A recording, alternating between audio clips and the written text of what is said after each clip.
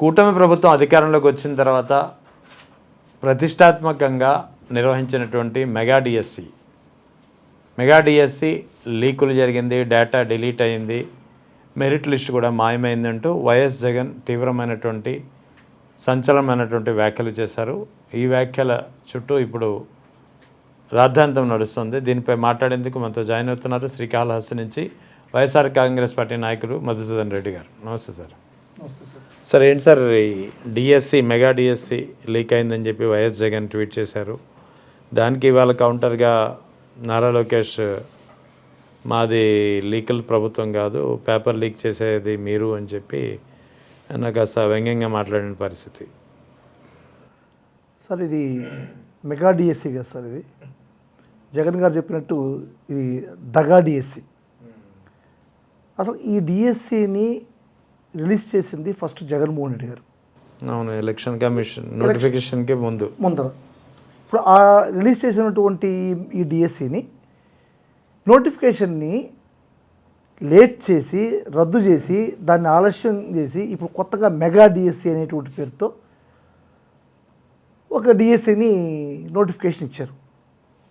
ఇచ్చిన తర్వాత ఎగ్జామ్ నిర్వహణలో జరిగినటువంటి అవకతవకలు, అన్యాయాలు, అక్రమాలు, దారుణాలు ఇప్పటి వరకు ఎక్కడ ప్రపంచంలో జరగని విధంగా జరిగింది. అది సాక్షాత్తు ముఖ్యమంత్రి గారు కొడుకు నారా లోకేష్ గారు ప్రాతినిధ్యం వహిస్తున్నటువంటి ఈ యొక్క దీంట్లో ఇప్పుడు జగన్మోహన్ రెడ్డి గారు వేసిన క్వశ్చన్లకి సమాధానం చెప్పాల్సిన అవసరం ఉంది. మంత్రిగా, విద్యాశాఖ మంత్రిగా లోకేష్కి జగన్మోహన్ రెడ్డి గారు ప్రతిపక్ష నాయకుడు అడిగినటువంటి మాటలకి సమాధానం చెప్పాలి. ఫస్ట్ ర్యాంక్ వచ్చిన ఒక వ్యక్తికి మీరు ఎందుకు ఉద్యోగం ఇవ్వలేదు? ఎందుకు ర్యాంకింగ్ సిస్టమ్ని డేటానంతా కూడా డిలీట్ చేశారు? ఈ మెరిట్ లిస్ట్ని ఎందుకు దాచేశారు? మీరు కొంతమంది లిస్టుని సెలెక్ట్ చేసి వీళ్ళకి ఉద్యోగాలు వచ్చినాయి, మీరు రండి, మీరు సెలెక్ట్ అయ్యారని చెప్పని అధికారుల చేత ఫోన్లు చేయించి అమరావతిలో ఒక సభ ఏర్పాటు చేసి వాతావరణం అనుకూలించలేదని చెప్పని తిరిగి పంపించేశారు. వాళ్ళు ఏమైనారు? మళ్ళీ తిరిగి వాళ్ళు ఎందుకు కాబడలేదు, మీరు సెలెక్ట్ కాలేదని చెప్పి మళ్ళీ ఫోన్లు చేశారు వాళ్ళకి. అంటే ఆ రోజు సెలెక్ట్ అయిన వాళ్ళు మళ్ళీ ఎందుకు సెలెక్ట్ కాలేదు, ఆ లిస్ట్ని ఎందుకు క్యాన్సిల్ చేశారు? మళ్ళీ ఏమైనా ఎగ్జామ్ పెట్టారు? లేదు కదా, మరి ఎందుకు క్యాన్సిల్ చేశారు? ఎవరైతే అర్హులు ఉన్నారో వాళ్ళకి సపరేట్గా ఎస్ఎంఎస్లు పెట్టారు. ఈ ఆనవాయితీ ఎక్కడైనా ఉందా ఇప్పటిదాకా? పబ్లిక్ సర్వీస్ కమిషన్స్లో ఏదైనా సరే జరిగేటప్పుడు ఇటువంటి ఆనవాయితీలు ఉన్నాయా? ఇదే క్వశ్చన్లు జగన్మోహన్ రెడ్డి గారు అడిగారు. ఇప్పుడు టెట్ చైర్మన్గా ఉండేటువంటి వ్యక్తి డిఎస్సికి కమిషనర్గా వ్యవహరిస్తాడు. అదేవిధంగా అది అట్ట కాకుండా ఇప్పుడు జేడీని, విద్యాశాఖ జేడీని కమిషనర్గా పెట్టారు. కొత్త ఆనవాయితీ ఇదే ఫస్ట్ ఆ విధంగా పెట్టడం. అంటే దీంట్లో ఉండే మతలబ్ ఏంటి? జగన్మోహన్ రెడ్డి గారు సంధించిన క్వశ్చన్స్ ఇవి. వీటికి సమాధానం చెప్పాల్సిన బాధ్యత నారా లోకేష్ది. ఎదురుదారి దిగితే ప్రజలు నమ్మేస్తారనుకుంటున్నారా? సాక్షాత్తు స్పోర్ట్స్ కోటాలో ఉన్నటువంటి ఈ పోస్టుల్ని 15 లక్షల రూపాయలకి ఆక్షన్లో 15 లక్షల రూపాయలకి అమ్మారు. సోషల్ మీడియాలో ఆ బేరాలు జరిగినటువంటి ఆడియో కూడా ఎంత వైరల్ అయిందో సాక్షి పేపర్లో కానీ సాక్షి టీవీలో కానీ చూసాం మనం. ఇవన్నీ సాక్షిలో వచ్చాయో లేకుంటే ఇంకెక్కడో వచ్చాయని కాదు, నిజమా కాదా? ఈ అభియోగాలు నిజమా కాదా? ఈ అభియోగాలకు మీకు సమాధానం ఏంటి? ఎందుకు మెరిట్ లిస్ట్ని క్యాన్సిల్ చేశారు? ఎందుకు డేటాని డిలీట్ చేశారు? ఎందుకు ర్యాంక్ నెంబర్ 1 వచ్చిన వ్యక్తికి మీరు ఉద్యోగం ఇవ్వలేదు? అతను ఎందుకు కోర్టును ఆశ్రయించాడు? ఇవన్నీ డిఎస్సి చైర్మన్ ఎందుకు మార్చారు? ఇవన్నీ కూడా ప్రజల్లో ఉండేటువంటి అనుమానాలు. వీటివన్నిటికీ సమాధానం చెప్పకుండా జగన్మోహన్ రెడ్డి గారి మీద ఎదురుదాడి. ఏమని ఎదురుదాడి చేస్తున్నాడు? 10th క్లాస్లో ఎప్పుడో ఎగ్జామ్ పేపర్ని దొంగిలించాడంట జగన్మోహన్ రెడ్డి గారు. దేనికి దానికి ఏమన్నా లింక్ ఉందో చెప్పండి. మేము ఆ విధంగా చేయము, నువ్వే ఆ విధంగా చేసావు, నువ్వు ఇది అని ఎదురుదాడి దిగుతున్నావు. మీరు అడిగిన ప్రశ్నలకు సమాధానం చెప్పకుండా ఎదురుదాడి దిగి మీరు వ్యక్తిత్వ హననాన్ని చేయడం అనేటువంటిది మీ స్థాయికి తగ్గుతుందా? ఇదే న్యాయం? ఒక ప్రతిపక్ష నాయకుడికి మీరు సమాధానం చెప్పాల్సిన అవసరం ఉంది. అది వదిలేసి మీరు ఎదురుదాడికి దిగి వ్యక్తిత్వ హననం చేయడం ఏంటి లోకేష్? ఇవన్నీ మానుకొని మీరు మెగా డిఎస్సిలో చేసినటువంటి దగాని ప్రజలంతా కూడా కనిపెట్టి మిమ్మల్ని తరిమి కొట్టేటువంటి పరిస్థితి రాకముందే మీరు దాన్ని సరిదిద్దండి.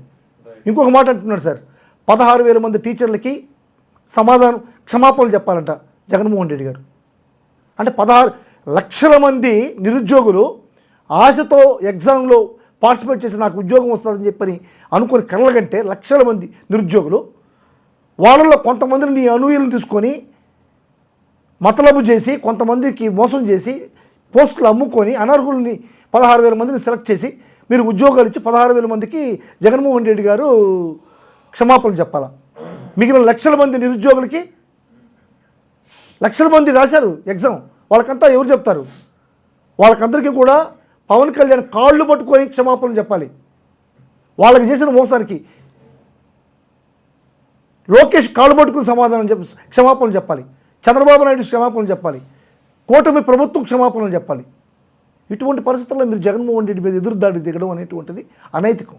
ప్రజలందరూ కూడా మిమ్మల్ని చేత్కరించుకుంటున్నారు. రైట్. ఇక వైఎస్ జగన్ ఈ మధ్యన ప్రెస్ మీట్ పెట్టి ఎవరివి హత్య రాజకీయాలు, ఎవరివి ఏంటి అని చెప్పి చాలా గట్టిగానే కౌంటర్ ఇచ్చిన పరిస్థితి. ఆ తర్వాత ఒక్కొక్కరిగా బయటకు వచ్చి గొడ్డలి పార్టీ అంటూ మరోసారి ఒక తీవ్రమైనటువంటి దుష్ప్రచారాన్ని తెరపై తీసుకొచ్చారు. ఇవాళ కూడా చంద్రబాబు నాయుడు ఎక్కడో మాట్లాడుతూ పబ్లిక్ మీటింగ్లో కూడా అదే పరిస్థితి. ఆయన వైఎస్ఆర్ కాంగ్రెస్ పార్టీ అని సంబోధించడం లేదు, గొడ్డలి పార్టీ అని సంబోధిస్తున్నారు. అంటే ఏం చేయాలి, వీళ్ళ ఉద్దేశాలు ఏంటి? సార్, జగన్మోహన్ రెడ్డి గారి పాలన 2019 నుంచి 24 వరకు జరిగినటువంటి సంక్షేమం కానీ అభివృద్ధి కానీ ఎక్కడ నీతి నిజాయితీ తప్పకుండా జరిగినటువంటి పాలన సార్. ఆ పాలనలో ప్రశ్నించేటువంటి ధైర్యం, దమ్ము చంద్రబాబు నాయుడుకి కానీ, పవన్ కళ్యాణ్కి కానీ, లోకేష్కి కానీ లేవు. చంద్రబాబును విమర్శించేటువంటి స్థాయి లేదు వాళ్ళకి. ఎందుకంటే అంత నీతి నిజాయితీగా జగన్మోహన్ రెడ్డి గారు పరిపాలన చేశాడు. ఈరోజు పరిపాలన గురించి మీరు ఎత్తి చూపడం అనేటువంటిది జనరల్గా నైజం. ఏ రాజకీయ పార్టీలైనా సరే, నీ పరిపాలనలో ఈ లోపాలు ఉన్నాయి, ఈ పరిపాలనలో ఈ విధంగా ఉందని చెప్పని పరిపాలనలో లోపాన్ని ఎత్తి చూపేటువంటి దమ్ము ధైర్యం లేకుండా ఈరోజు వ్యక్తిత్వ హననానికి పాల్పడ్డం అనేటువంటిది చంద్రబాబు నాయుడు, ఇంత 50 సంవత్సరాలు ఇండస్ట్రీ ఉన్న చంద్రబాబు నాయుడికి తగునా సార్? చంద్రబాబు నాయుడు గారు ఏ మీటింగ్కి పోయినా సరే జగన్మోహన్ రెడ్డిని గురించి మాట్లాడకుండా ఒక్క మీటింగ్ చేస్తున్నాడా? జగన్మోహన్ రెడ్డి కానీ గొడ్డలి, చెల్లి, తల్లి, 11 బాబాయ్, ఈ మాటలు తప్ప జగన్మోహన్ రెడ్డిని కానీ విమర్శించేటువంటి స్థాయి మీకుందా? ఈ మాటలు లేకుండా మీరు ఏదైనా సరే మీటింగ్లో పార్టిసిపేట్ చేయగలరా సార్? మీరు గత కొన్ని సంవత్సరాలు, దశాబ్దాల ముందర చూశారంటే రాయలసీమ అంటేనే ఫ్యాక్షన్ ఏరియా సార్. నరుక్కోవడం, చంపుకోవడం, అందరూ ఒక కుటుంబంలో ఎన్ని ఫ్యాక్షన్స్ ఉన్నారో అన్ని ఏరియాల్లో ఫ్యాక్షనిజం. రాజశేఖర రెడ్డి గారు వచ్చిన తర్వాత, రాజశేఖర రెడ్డికి ముందు చంద్రబాబు నాయుడు గారు ఉన్నారు ముఖ్యమంత్రిగా, ఎక్కడైనా ఫ్యాక్షన్ని కంట్రోల్ చేయగలిగాడా?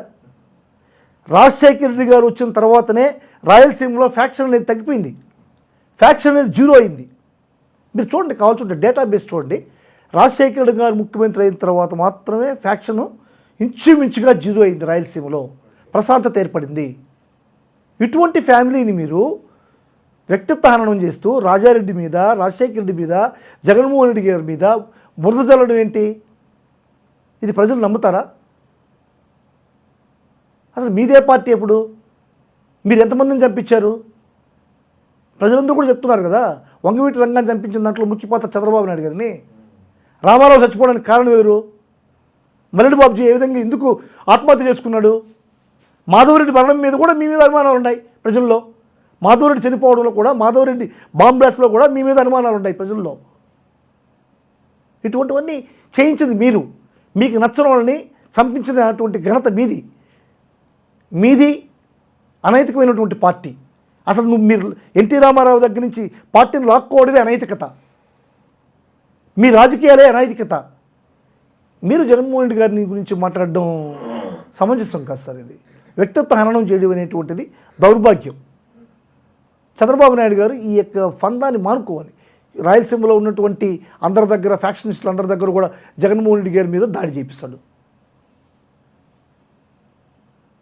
ఇది ప్రజలందరూ చూస్తున్నారు సార్. ఖచ్చితంగా దీనికి ప్రజలే సమాధానం చెప్తారు సార్. జగన్మోహన్ రెడ్డి గారు మాట్లాడాల్సిన అవసరం లేదు సార్. తాజాగా ప్రొఫెసర్ కె నాగేశ్వర్ చేసినటువంటి వ్యాఖ్యలపై ఆయన పెద్ద ఎత్తున దుమారం రేగుతుంది. ఆయన అరెస్ట్ చేసేంత వరకు వెళ్ళారు, అరెస్ట్ చేయలేదు కానీ. సో ఈ వ్యాఖ్యల గురించి ఏం చెప్తారు? సార్ ప్రొఫెసర్ నాగేశ్వరరావు అనేటువంటి వ్యక్తి ఒక మంచి అనలిస్ట్ సార్. ఈరోజు తెలంగాణలో ఆయనకి అన్ని పార్టీలు కూడా మద్దతు చెప్తున్నాయి. అరెస్ట్ చేస్తే మేము ఒప్పుకోమని చెప్పని ఈరోజు చంద్రబాబు నాయుడు ఇంటిని ముట్టడి చేయడానికి కూడా ఒక పార్టీ ముందుకు వస్తుంది, కవిత పార్టీ ముందుకు వస్తుంది. ఇప్పుడు చంద్రబాబు నాయుడు గారికి ఒక అలవాటు ఉంది సార్. ఏంటంటే మీరు రైతులు ధర్నా చేశారనుకోండి, మామిడి రైతులు బంగారుపాలెంలో ధర్నా చేశారు, మాకు గిట్టుబాటు ధరలు రావట్లేదని చెప్పని. వెంటనే స్టేట్మెంట్, మీరు రైతులా లేకుంటే రౌడీలా లేకుంటే రాజకీయ నాయకులా, మీరు రైతులుగా ఉండండి, వైఎస్ఆర్ కాంగ్రెస్ పార్టీ కార్యకర్తలాగా బిహేవ్ చేస్తున్నారు అని చెప్పి మాట మాట్లాడినాడు. అదేవిధంగా విద్యార్థులు ధర్నా చేస్తే ఫీజు రీయింబర్స్మెంట్స్ కోసం వాళ్ళని అట్టే అన్నాడు.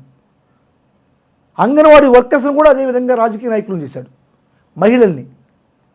మహిళలు ధర్నా చేసినా, ఉద్యోగస్తులు ధర్నా చేసినా, విద్యార్థులు ధర్నా చేసినా, రైతులు ధర్నా చేసినా, ఎవరు ధర్నా చేసినా సరే వైఎస్ఆర్ కాంగ్రెస్ పార్టీ కార్యకర్తల మీరు వైఎస్ఆర్ కాంగ్రెస్ పార్టీ వాళ్ళ అని చెప్పి అడిగేటువంటి అనైతిక నీతి లేనటువంటి రాజకీయవేత్త చంద్రబాబు. ఎవరు ప్రశ్నించినా సరే చంద్రబాబుని. ఇదే కోణంలో ఈరోజు ప్రొఫెసర్ నాగేశ్వరరావు గారికి కూడా ఒక వైఎస్ఆర్సీపీ కండువా వేశారు, పేటీఎంగా డిక్లేర్ చేశారు. దానికి ఆధారం ఏంటి? ఏ బేసిస్లో ఎక్కడైనా మీరు ఉన్నారా?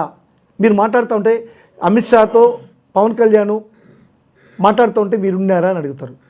సార్ నేను ప్రశ్నిస్తున్నాను సార్, జగన్మోహన్ రెడ్డి గారు మోడీ గారిని చూడబోయినప్పుడు మోడీ గారి దగ్గరికి వెళ్ళి మోడీ గారు కాళ్ళు పట్టుకొని నా కేసులన్నీ కూడా రాయితీ చేయండి, నా కేసులను తప్పించండి అని చెప్పని జగన్మోహన్ రెడ్డి గారు మోడీ గారిని మోకరిల్లారని ఏబిఎన్ ఆంధ్రజ్యోతి రాస్తాడు. అప్పుడు ఏబిఎన్ ఆంధ్రజ్యోతి అక్కడ ఉన్నాడా? రాధాకృష్ణ గారు వాళ్ళిద్దరి మధ్యలో కూర్చోన్నాడా? ఏ బేసిస్లో రాధాకృష్ణ అన్నాడు? ఆ రోజు చంద్రబాబు నాయుడు కానీ పవన్ కళ్యాణ్ కానీ రాధాకృష్ణని ఎందుకు మాట్లాడలేకపోయారు? 30,000 మంది మహిళలు ఈ రాష్ట్రం నుంచి అన్యాక్రాంతం కాబడ్డారని చెప్పని ఇదే పవన్ కళ్యాణ్ గారు పబ్లిక్గా మీటింగ్లో చెప్పాడు. అంటే ఏ బేసిస్లో, ఏ నైతికతతో, ఇదేని ఆధారంగా ఆయన చెప్పాడు? ఎక్కడి నుంచి వచ్చింది ఆ డేటా? ఎవరన్నా ప్రశ్నించారా? ఆ రోజు చంద్రబాబు నాయుడు గారు ప్రశ్నించారా? అంటే మీరు చేసేటువంటి ఏ కామెంట్కైనా సరే ఆధారాలు అవసరం లేదు. మీకు వ్యతిరేకంగా జరిగేటువంటి ఏ కామెంట్కైనా సరే ఆధారాలు కావాలి, ఆధారాలతోనే చేయాలి. ఇది ఈ విధంగా చేయడం వల్ల ఏ విధమైనటువంటి దుమారాలు లేసిందో అనేటువంటిది అందరూ చూస్తున్నారు సార్. పవన్ కళ్యాణ్ వెనక్కి తగ్గాల్సిన పరిస్థితి. మేమేమనట్లేదు ఆయన్ని, నాకు మంచి ఫ్రెండు, నేను ఆయన కూతురు పెళ్ళికి వెళ్ళాను, కొడుకు పెళ్ళికి వెళ్ళాను, నాకు కావాల్సినడు అని చెప్పని వెనక్కి తగ్గాల్సిన పరిస్థితి వచ్చింది. ఇది పొరపాటు సార్. ఎవరైనా సరే వ్యతిరేకంగా మాట్లాడితే వాళ్ళని అటాక్ చేయడం అనేటువంటిది వాళ్ళకి నైజం. ఇదే విధంగా వాళ్ళు రాజకీయాలు చేస్తున్నారు సార్. సరే, ఇక ఇవాళ వైఎస్ జగన్ మాట్లాడుతూ కొన్ని కీలకమైనటువంటి వ్యాఖ్యలు చేశారు. ముఖ్యంగా వెన్నుపోటుకు 2 ఏళ్ళు అనే ఒక కార్యక్రమాన్ని ఆయన డిజైన్ చేశారు. రేపు జూన్ 4 నుంచి 12వ తేదీ వరకు అన్ని నియోజకవర్గాల్లోనూ అన్ని మండలాల్లోనూ వెన్నుపోటుకు 2 ఏళ్ళు అనే కార్యక్రమం ప్రతి నాయకుడు, ప్రతి కార్యకర్త చేయాలని చెప్పి ఆయన దిశానిర్దేశం చేసిన పరిస్థితి.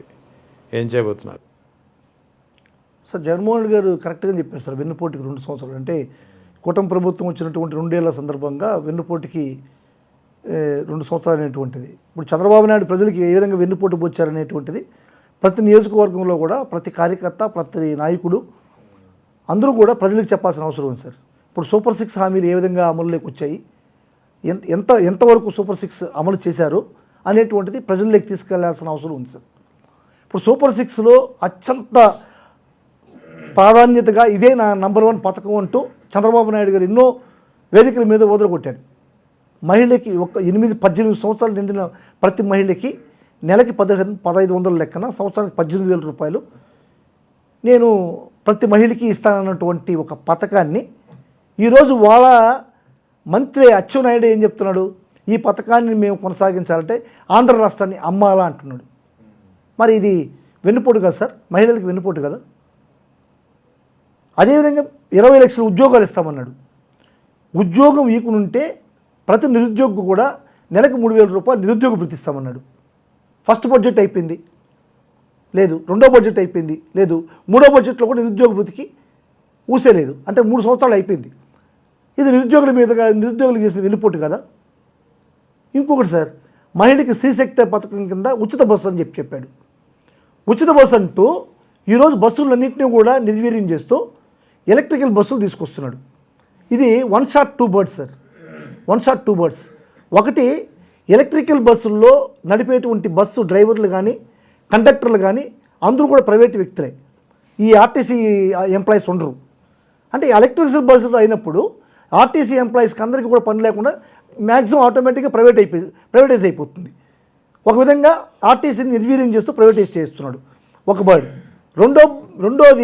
రెండో యాంగిల్లోకి వెళ్తే ఎలక్ట్రికల్ బస్సుల్లో ఈ ఉచిత బస్సు ప్రయాణం లేదు. ఉచిత బస్సు ప్రయాణం లేదంటే అన్ని ఎలక్ట్రికల్ బస్సులు అయినప్పుడు ఉచిత బస్సు ప్రయాణం లేదంటే ఆ పథకం నిర్వీర్యం చేసినట్టే కదా. అంటే ఉచిత బస్సు ప్రయాణాన్ని నిర్వీర్యం చేస్తున్నాడు, ఆర్టీసీని నిర్వీర్యం చేస్తున్నాడు. ఇది వెన్నుపోటు కదా, ఆర్టీసీకి మహిళలకి పొడిచినట్టు వెన్నుపోటు కదా. నిరుద్యోగులకి 20 లక్షలు ఉద్యోగాలు ఇస్తామన్నాడు, ఎన్ని ఉద్యోగాలు ఇచ్చాడు? ఇది నిరుద్యోగులకు వెన్నుపోటు కదా. ఇవన్నీ కూడా ప్రజల్లోకి తీసుకుపోవాల్సిన అవసరం ఉంది కాబట్టి జగన్మోహన్ రెడ్డి గారు వెన్నుపోటుకి 2 సంవత్సరాలైనటువంటి దీన్ని డిజైన్ చేశారు. వైఎస్ఆర్ కాంగ్రెస్ పార్టీ ప్రతి కార్యకర్త, నియోజకవర్గాల్లో నలుమూలలు ఉండేటువంటి కార్యకర్త వాళ్ళ లెవెల్కి తగ్గట్టుగా జగన్మోహన్ రెడ్డి పిలుపు మేరకు చంద్రబాబు చేసేటువంటి అన్యాయాల్ని, అరాచకాల్ని, అతను చెప్పిన హామీలను ఏ విధంగా నెరవేర్చాలనేది ప్రతి ఒక్క వ్యక్తికి, ప్రతి పౌరుడికి చేరవేయాల్సినటువంటి బాధ్యతగా ఫీల్ అయ్యి అందరూ పనిచేయాల్సిన అవసరం ఉందని చెప్పి మీ ద్వారా నేను వైఎస్ఆర్ కాంగ్రెస్ పార్టీ కార్యకర్తలకి, నాయకులకి నేను విన్నవించుకుంటున్నాను. రైట్. ఇంకా పవన్ కళ్యాణ్ ఈ మధ్యన తరచూ చేస్తున్నటువంటి వ్యాఖ్యలు ఆ సామాజిక వర్గంలో ఆగ్రహానికి, ఒక వ్యతిరేకతకు, ఒక అసంతృప్తికి కారణమవుతున్నాయి. ముఖ్యంగా నిన్న కూడా ఆయన మీ చిట్టాలు ఇప్పుతాను, మీ భాగవతాలు ఇప్పుతాను, నన్ను బర్స్ట్ చేసే ప్రయత్నం చేయకండి, నేను బర్స్ట్ అయ్యే ప్రయత్నం చేయకండి, నేను తలుచుకుంటే మీ మూలాలు ఉండవు. అంటే ఏ కాపు సామాజిక వర్గం అయితే 2024 ఎన్నికల్లో మీ వెన్నంటే నిలిచిందో వాళ్ళనే బెదిరించదలుచుకున్నారా, బెదిరిస్తున్నారా? సార్, తెలుగులో ఒక సామెత ఉంది సార్, దాన్ని చెప్పాలి మనం. పందికి బతకమన్నా గుర్రు అంటుందంట, చావమన్నా గుర్రు అంటుందంట. ఆ విధంగా ఉంది ఇప్పుడు పవన్ గారి ప్రవర్తన.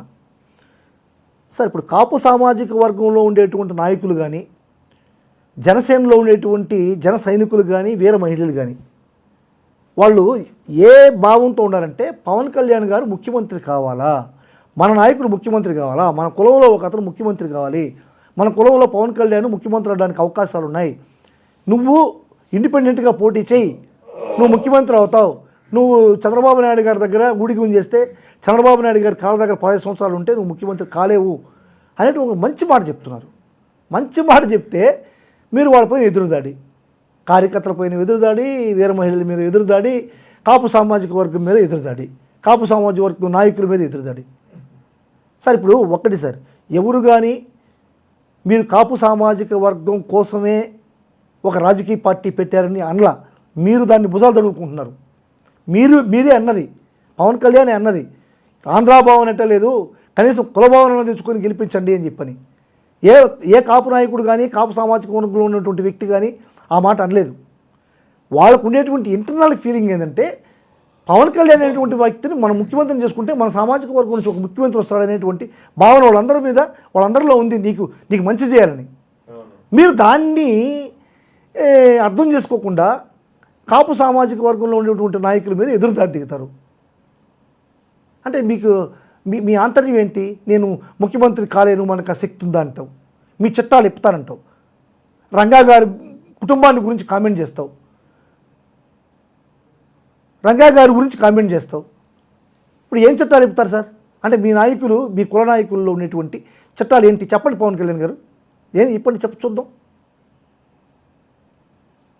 ఇవన్నీ కూడా ఎదురుదాడి మంచిది కాదు సార్.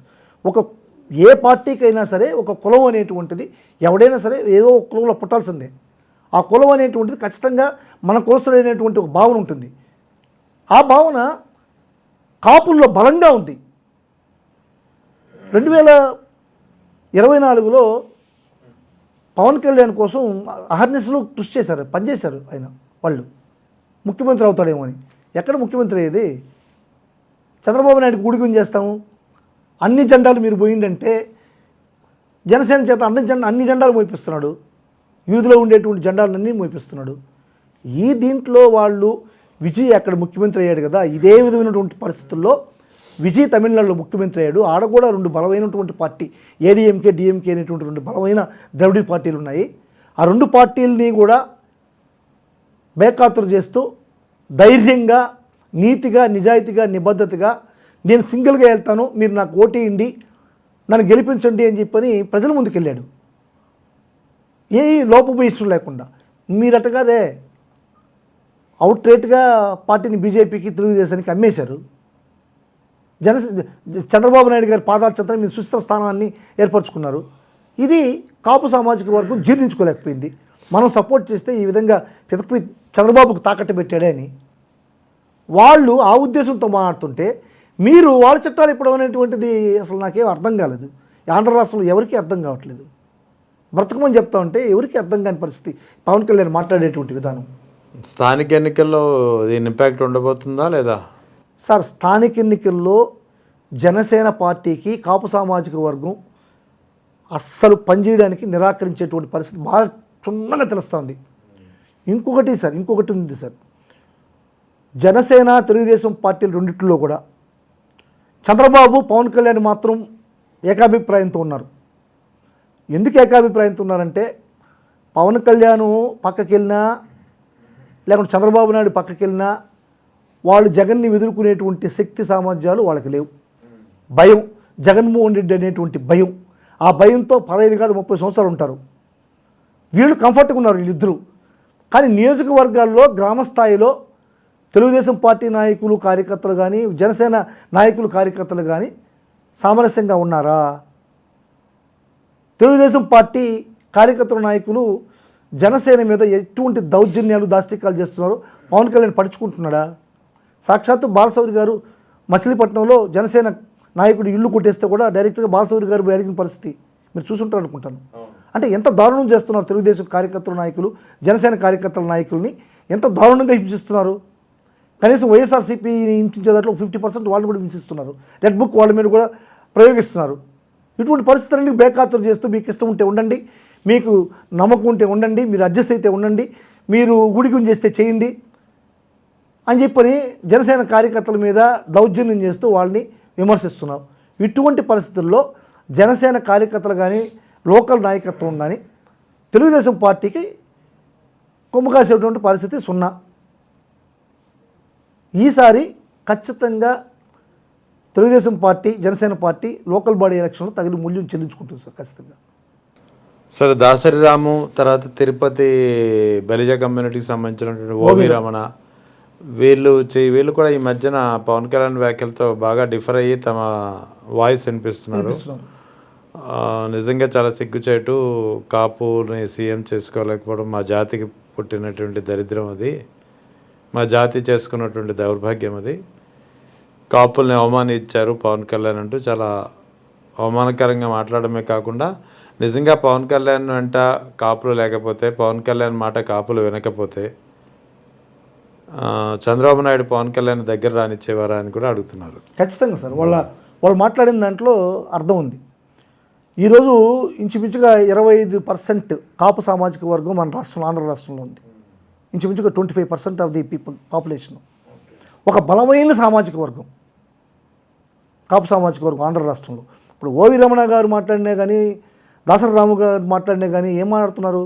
వాళ్ళ యొక్క ఆంతర్యం ఏంటి? కాపు సామాజిక వర్గం నుంచి ఒక ముఖ్యమంత్రి కావాలి, మనకు ముఖ్యమంత్రి లేడు అంటున్నారు.